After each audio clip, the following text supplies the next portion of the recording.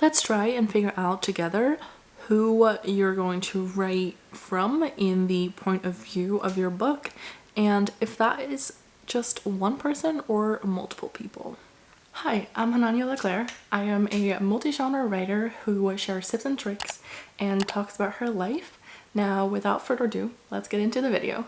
So now we're going to try and figure out whose point of view you want to write this story from, and also if maybe you want to write it from multiple points of view, or even if you're going to write this from first person or third person or second, which is not as common as you think, but first or third is usually kind of the most common ones, so we're going to also talk about that. As from personal experience, I like to write in first person.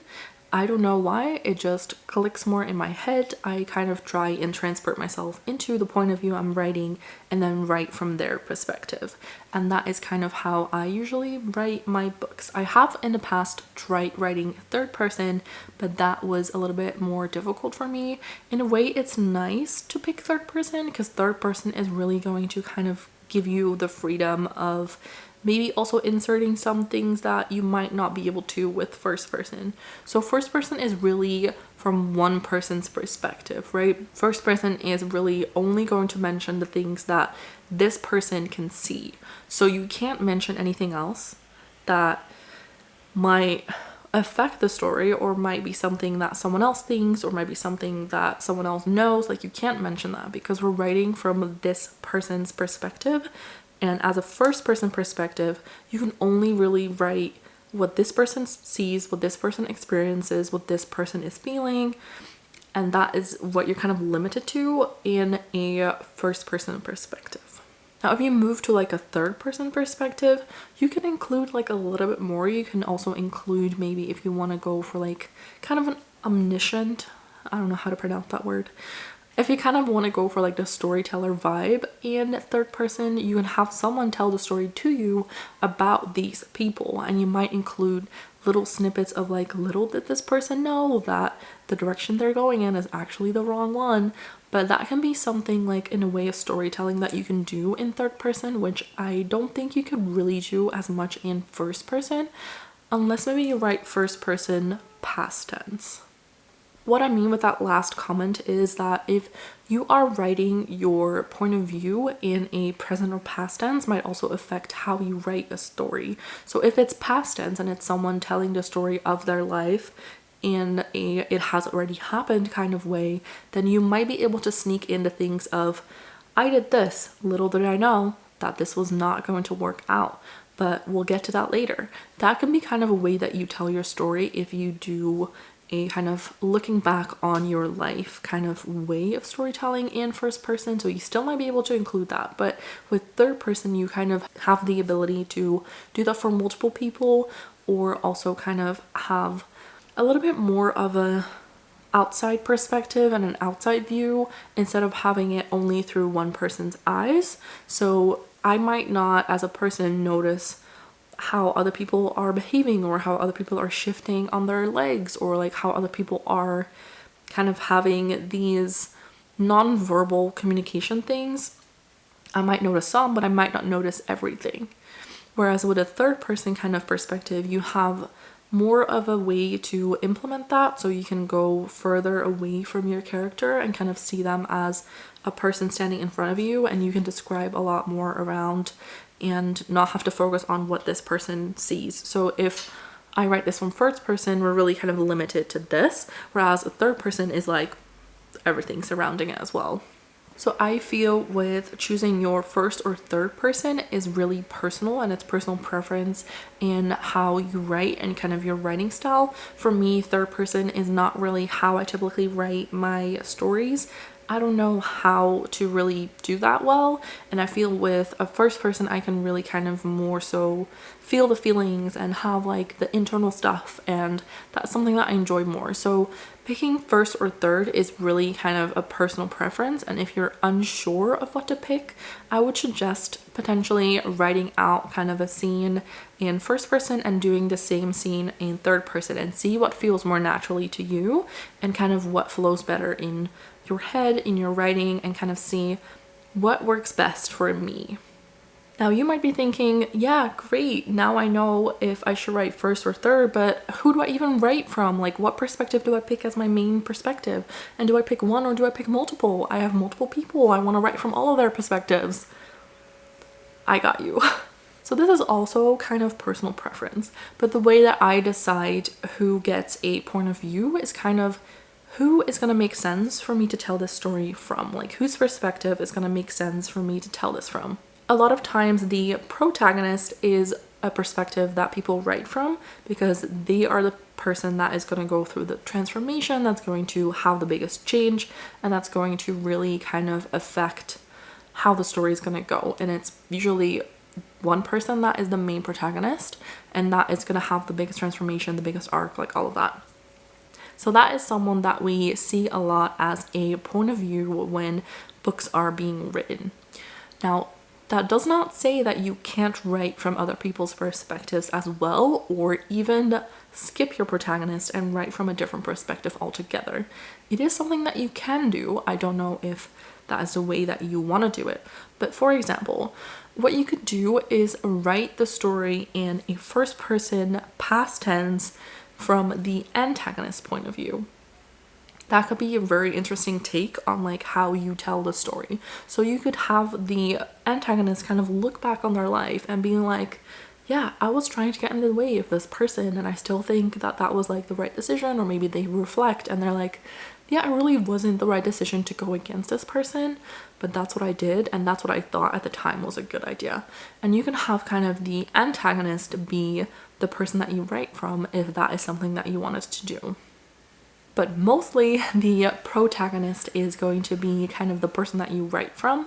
What you could also do is write from, for example, a sidekick's perspective. So if you have a person that's going to be with your protagonist for their journey and you want to write from that point of view and kind of just reflect on the protagonist's choices and stuff like that and how that maybe affects the sidekick, you can also do that. So there's like different ways that you can approach what point of view you're gonna write from, and there's definitely interesting takes that you can take with this point of view discussion.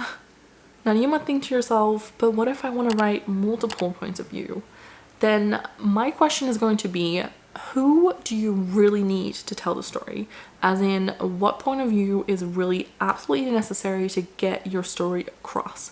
Is there going to be parts that, for example, your protagonist is not going to be part of that is essential for the reader to know about in the story? Then you might consider including another point of view. The way that I'm going to do this is, yes, I am going to write multiple POV. I'm going to write 2 POVs. So I'm going to include the female protagonist that is the main protagonist and like person of this story. Then I'm also going to include the male kind of love interest and that point of view, because my 2 people are going to be split up at some point and I want both of their stories to kind of mix together. I have certain moments that I think would work really well from her perspective, and then I have certain moments that I think would work really well from his perspective.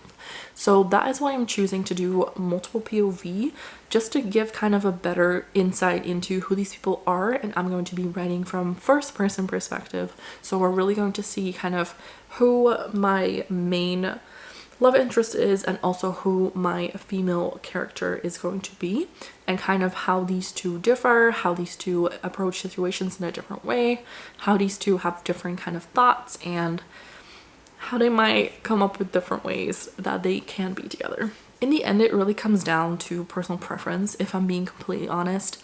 You might find yourself writing first person and then thinking, actually, maybe I want to switch and I want to write third person.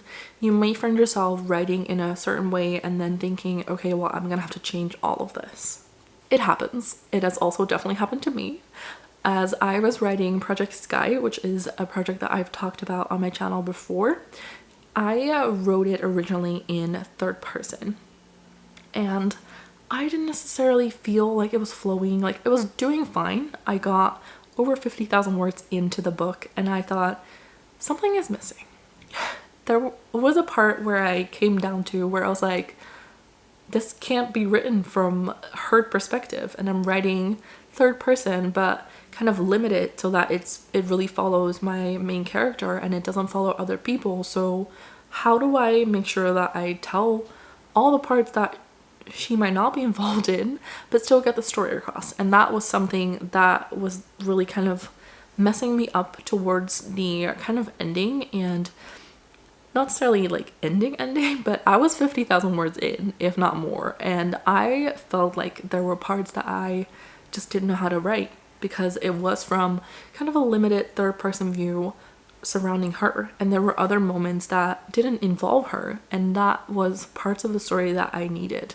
So what I ended up doing is I ended up switching it all around. I rewrote the whole thing. I still haven't finished it, but I rewrote the whole book in first person and not from her point of view. So I decided I wasn't going to write from her perspective because that was going to lead me to the same kind of problem later on, where I had to have certain things happen without her really being there.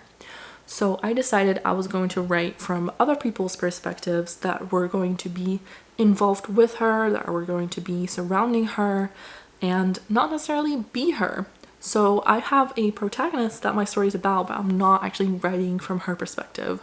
And that's really kind of gotten my creative juices flowing, and that has really helped me to get unstuck in my book. So even if you pick a point of view, just know that you can always change it later on. Yes, it might require you to rewrite the book, but you can change it. You're not stuck with whatever you pick now. If something else feels more comfortable later on, or if you feel like you get stuck at some point, you can always change it. So you don't have to really set this into stone and be like, I'm stuck with this now forever. You're not. You can always change it. I know other people definitely have changed it as well, where they were like writing it in first person and then realized actually what I need is third person perspective, or the other way around where they wrote third person and they went to first person. The same thing goes with like multiple POV versus single POV. So with the example I just gave, I had a kind of single POV, third person from her perspective, and I went to multiple POV and first person with multiple characters surrounding my protagonist. So that is kind of how you might not always hit the mark right away, but what you can do to determine kind of your POV is kind of really think about what elements of the story do I really need to happen, and whose perspective is going to make most sense in this scenario. Who's going to make the most sense to write your story from, and who are we as readers going to relate to when we're reading from this person's perspective? Like, what part of this kind of journey and story is going to make sense to us if we read it from a person's perspective? Is it going to make sense to us? Or are we going to get lost if we read it from the antagonist's perspective? Or is that actually going to make sense? So you want to kind of really think about what's going to make sense for your story. And like I said, you might not figure that out straight away, but along the way, you will probably find out what works for you or not. With that being said, every story is also different. So what might work for this specific story might not work for the next story. So you want to kind of review this every single time you're going to write a story, because what might work for story number A might not work for story number B. It is just kind of personal preference and things that happen that can or cannot affect your story. And it's just going to be you picking what you want to write and how you want to write it, and figuring things out as you go as well. As I said, it doesn't have to be a full-on set in stone perspective that you're going to write from. You can always change your mind later on if that is what you feel like, but pick something for now and see how that goes, and hopefully that is going to help you write your book. I hope this video was helpful for you, and if so, and you can't wait to watch the rest of this series, the next installment is going to be linked here up above. If it's not, it will be in a couple days if you're watching this real time. If you're watching this back, then it should already be linked.